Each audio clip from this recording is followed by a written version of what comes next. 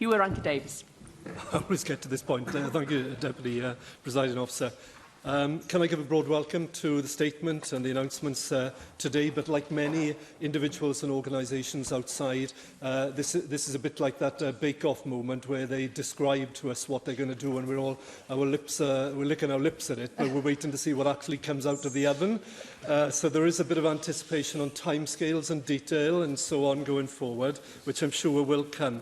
But could I just say, I've said this before and I mean it absolutely thoroughly. This is our equivalent nowadays of the cholera epidemics in London in the mid-19th century. The evidence clearly shows that this is a social justice issue, and it shows what measures we need to be taken. The question is now whether we are minded to move firmly and fast to actually take the necessary actions. And the Minister has described some of that within her statements today, and some of the ideas of what we could do. What we now need to do is actually action them and get on with them. So let me ask some specific questions here. And it is a social justice issue because this affects, by and large, the most disadvantaged communities more heavily, and it is the children in those schools in those. So I'm going to focus on transport. First of all, we have to, I would ask the Minister, do we not now have to do what the active travel hierarchy says, which is to invest most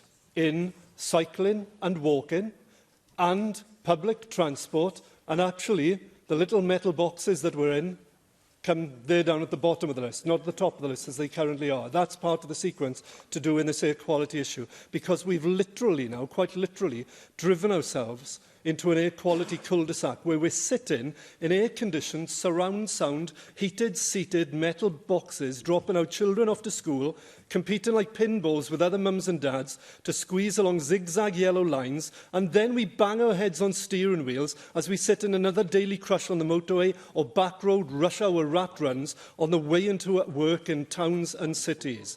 Now, Chris Rea may happen to be one of the largest individual donors to the Conservative Party, but he was wise indeed when he said this is the road to hell.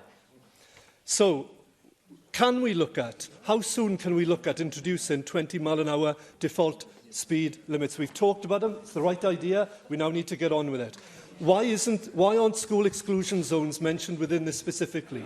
I hope you haven't ruled them out. I hope in the consultation, school exclusion zones, where we can either say to parents, do the walk or cycle or scoot to school with your children. Accompany them, like I did myself. I'm not speaking out of turn here. Or alternatively, park elsewhere and stride. The park and stride stuff that's been done by Sustrans, Living Cities, and so on there. Yeah, and finally, gosh, I always get to this point when I know when others have spoken for. Sorry. My final point then would be, have you had time to look at the Sustrans 20-minute neighbourhood plan in principle proposals, which is the idea that no community in Wales should be developed where you are more than 20 minutes away by bike or cycle from all essential services, because in that regard we can stop them driving everywhere and we can get to it without diminishing the air quality. Thank you, Deputy Presiding Officer. Follow the evidence. Let's do it. The member's passion is very clear, as always. So we're already bringing forward a broad range of actions. We've been implementing them, and obviously we need to know we need to go further. This is a 12-week consultation. Nothing has been ruled out, and as I said to colleagues from the Welsh Conservatives, I'm very happy to listen to anybody's ideas to make sure that this plan brings about the improvement that we want to see in relation to air quality. You focus more or less on transport, and I think you're very correct to do that. And active travel is clearly an area where we need to improve, and we have improved. I mentioned in an earlier answer that the Minister for Economy and Transport and the Deputy Minister have put forward significant additional funding around active travel for this purpose, and the transport strategy that the Minister will be bringing forward looks at specific modes of transport. It includes obviously buses, and there'll be a public transport and buses bill. We're looking at taxis.